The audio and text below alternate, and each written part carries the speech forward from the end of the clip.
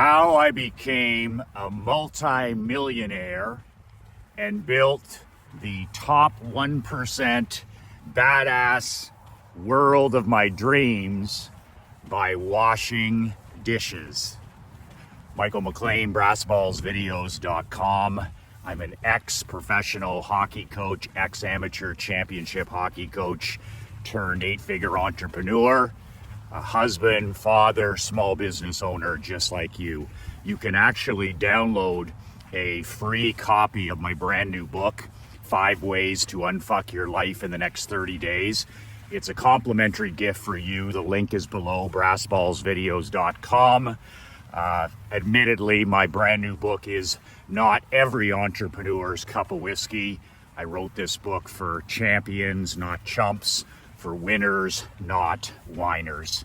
So a story today, a short story today that I've never ever shared before. I was having a little bit of a laugh about this earlier today when I was talking to my wife Krista. I'm the dishwasher in our home. My daughter Emery, my 11-year-old daughter Emery, and myself, I'm the dishwasher. We're the wash and dry team every night. When I was growing up at home, my dad, we used to say my dad is the CEO of our family, and my mom still is the COO of our family. When we were growing up as kids, my dad was the rainmaker. He was the entrepreneur, the businessman, and my mom was the COO, the operations manager. And one of the things that my mom, she always in the kitchen, she was like, "You guys get out of this kitchen, get out of this kitchen," was her favorite saying to my brother and myself. But when it came time to washing dishes, that's where she would say, "Okay, grab a towel, fill that sink, wash the dishes." And we would do that almost every night. So my mom was the cook. My mom was the chef. My mom was that the kitchen was her empire, and nobody messed with my mom's empire. And my dad would do some dishes. I would do some dishes. We would dry dishes. So I never learned to cook. And I'm lousy in the kitchen. Like I'm lousy, not useless, but lousy. I can do a little bit of cooking on the barbecue and steaks and chicken and different things like that. But for the most part, I'm the same as I am in real life. I'm a grinder. I'm the fourth liner. I'm a ham and egger in the kitchen. So my wife is an amazing cook. She gets that from her family, and just amazing, absolutely amazing. So in my married life, I'm also the bottle washer, chief bottle washer and dishwasher. And my wife cooks amazing lunches and dinners. And on most nights, before or after we put our daughter Emery to bed, I'm the guy in the sink. I'm the guy doing the dishes in our house. And I get teased a lot by this. A lot of my allies and when my high school buddies and college buddies and university buddies, whenever they hear that I'm the dishwasher, they always think that that's pretty funny. But I've been doing it forever. I did it growing up, and now I do it as a married man. I'm just part of the team, like anybody else. So the story I want to share, and I was thinking about this morning on my walk, is how dishwashing, literally dishwashing, has made me a multi-millionaire over time, and how, doing something like washing dishes has literally helped me create my vision, my mission, my calling. All of it is wrapped up. That's one of the activities that I've never talked about. Like, I walk every morning in solitude, and I read in solitude, and I copyright in solitude. But when you think about it, like washing dishes is one of the things that I've done for decades, where I've discovered some of my most incredible marketing ideas, money-making ideas. And why do you think that is? So when I wash the dishes in our house, I'm looking 4 miles up the lake, 4 miles up the lake, and I'll wash the dishes. It'll take me half an hour. And instead of listening to music, instead of listening to a podcast, I've tried some of that stuff in the past, all I do is wash dishes. That's it. And the reason that I do this is I'm looking always for solitude in my day. Where can I find 20 minutes, 30 minutes where I can just be alone with my thoughts, where I can quiet my mind, where I can listen for, instructions from my creator, where I can listen to my golden gut, where I can listen to my intuition. If I'm not quiet, I can't hear those voices. So my best ideas have always come as soon as I wake up, because I say to my subconscious before I close my eyes every single night, I give my subconscious one thing to work on. Okay, what video should I shoot tomorrow to serve the most men? What exercise do I need to do at the gym tomorrow to get, the best training session in? What article or email should I write to help the most people? And I wake up every single morning and it's like, boom, there it is. My mind has percolated all night. Ideas. So the same thing whenever you're still. Like, this is one of the biggest weaknesses with men now, is you don't spend any time alone. You get up, you check your phone, you lose control of your day within the first 10 minutes. By the way, that's called getting up and playing defense. That's called getting up and playing not to lose. When I'm washing the dishes, that's another opportunity for me to quiet my mind, to focus on doing a mindless task that I need to have done. I don't mind washing dishes. There's a couple of things that I've enjoyed. It's funny, right? My dad loves cutting the grass. He would never let anybody cut the grass. He would have his pool taken care of. He would have all this stuff done for him because his time was money. But on Friday night, my dad would come home after spending an entire week in a suit and tie behind a desk in a corporate environment, and he would get on the lawn tractor and he would cut the grass for 2 hours. And my brother and I, we would do the trimming, but my dad would cut the grass. And it was the only thing he didn't delegate or have done. And every time I'd say to him, I'm like, Pop, your time is worth. You don't have to come home and cut the grass on a Friday. He's like, oh my God. He goes, this is my solitude. This is my thinking time, Michael. This is my time to be quiet with my thoughts. And now I totally get it.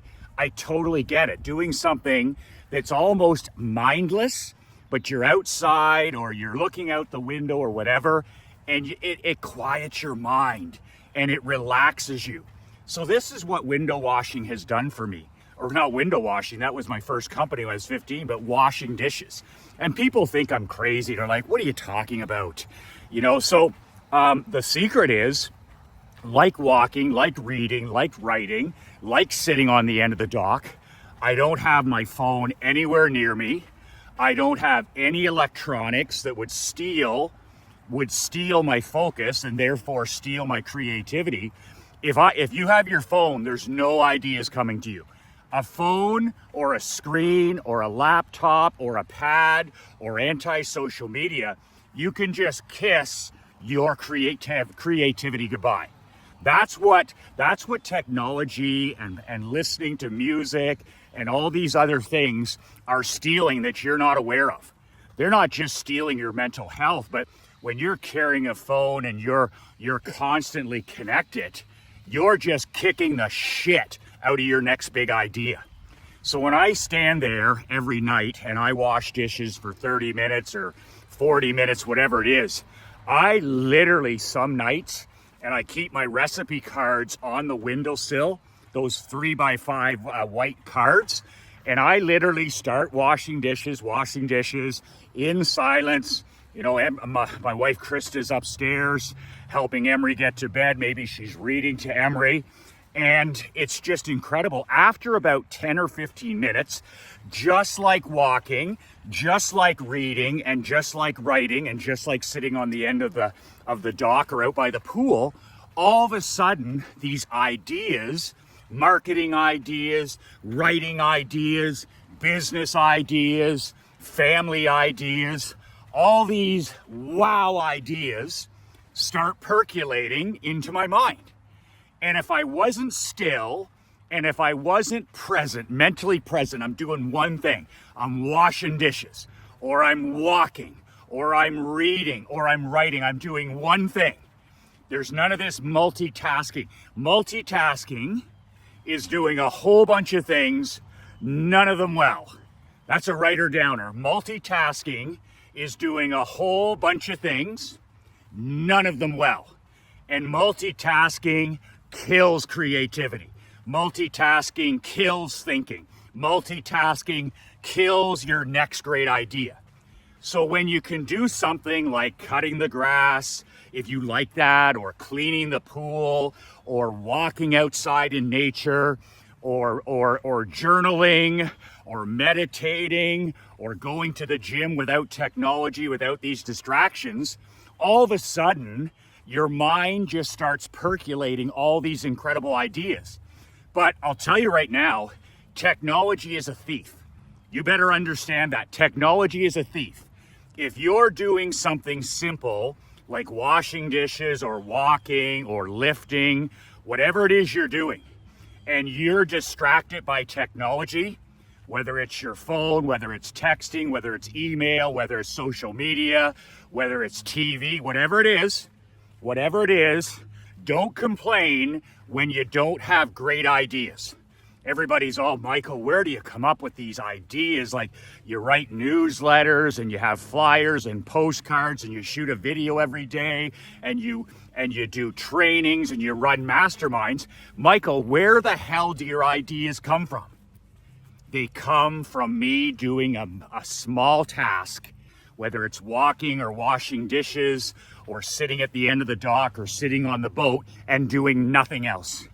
I have the discipline that nobody else has, and it separates me from almost everybody, is I have the discipline of leaving my phone behind.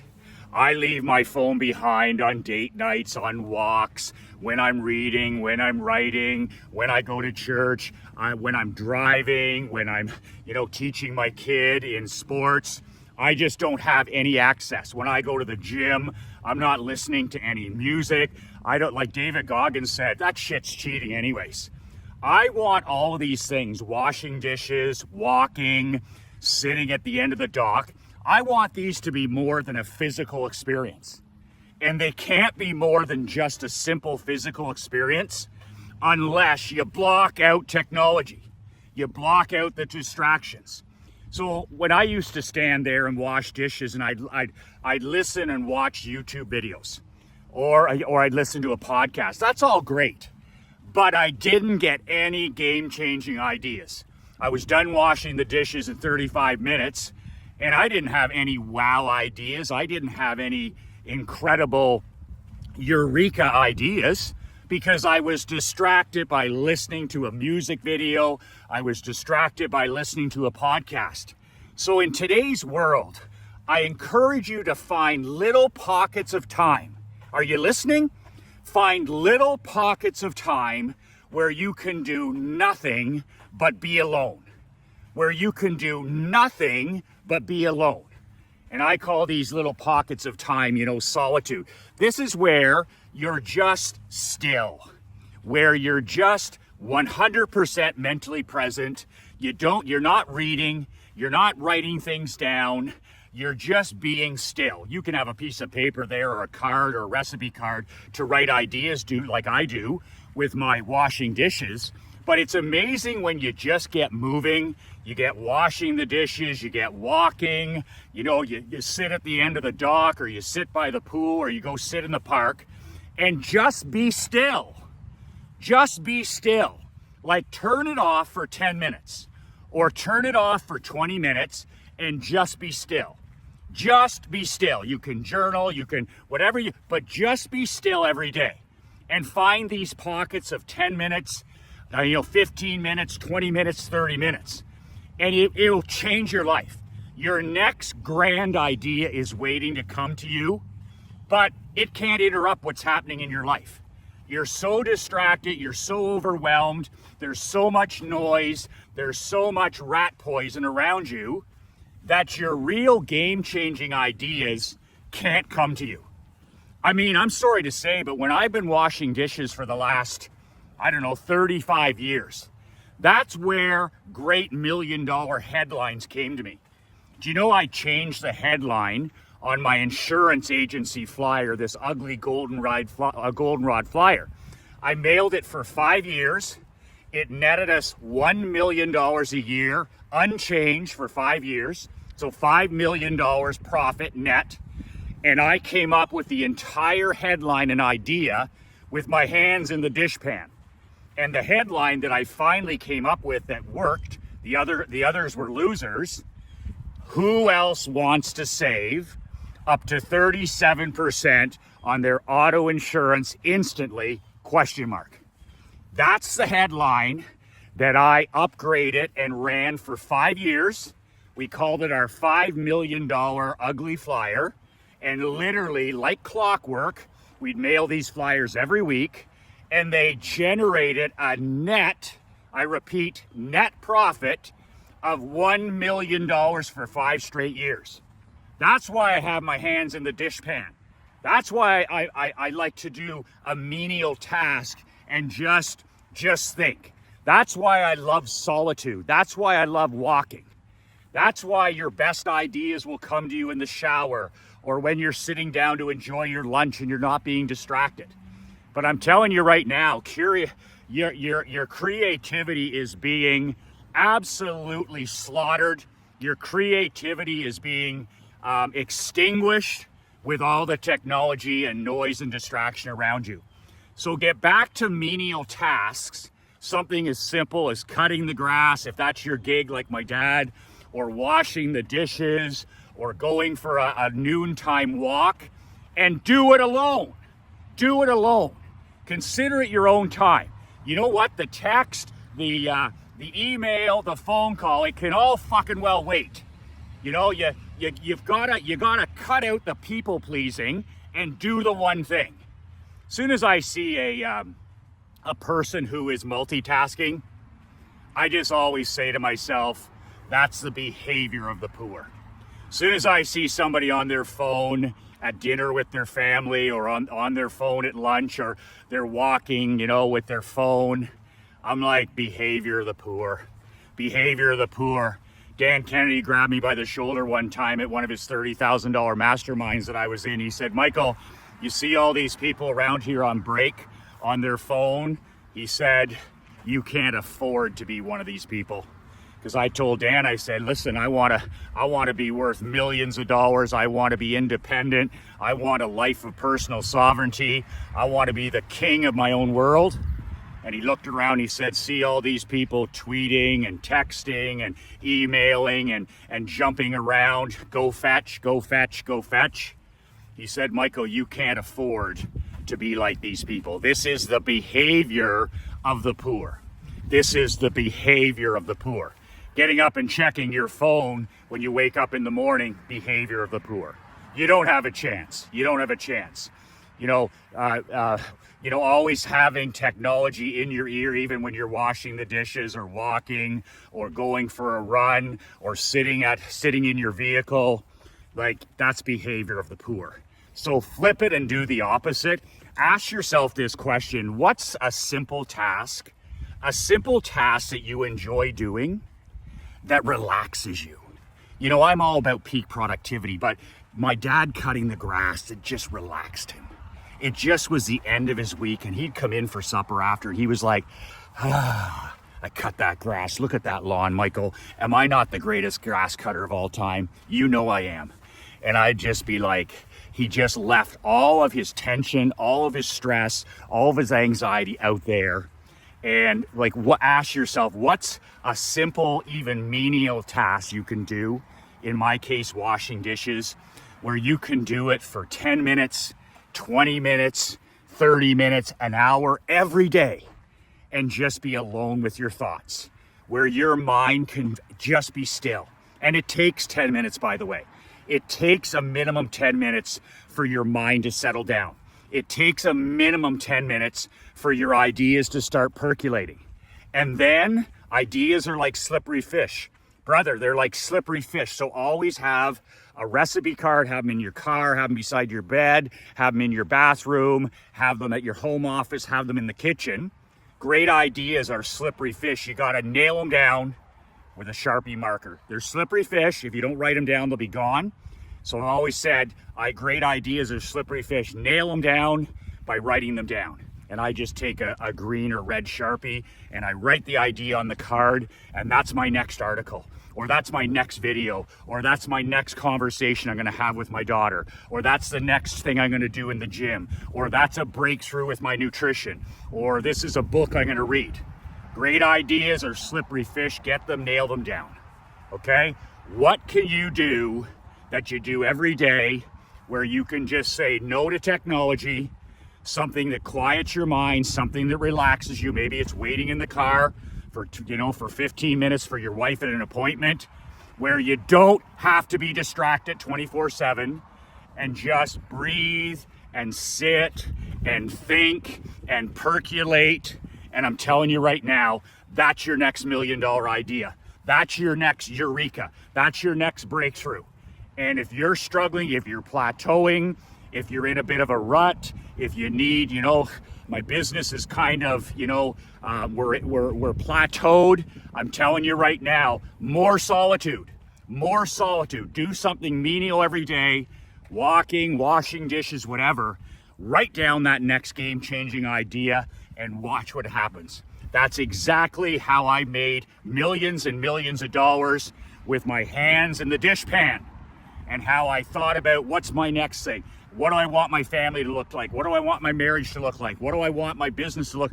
All of it doing a simple menial task, as simple as washing the dishes, being quiet, being alone, and just letting my ideas and my conscious and my subconscious speak to me, my creator speaking to me.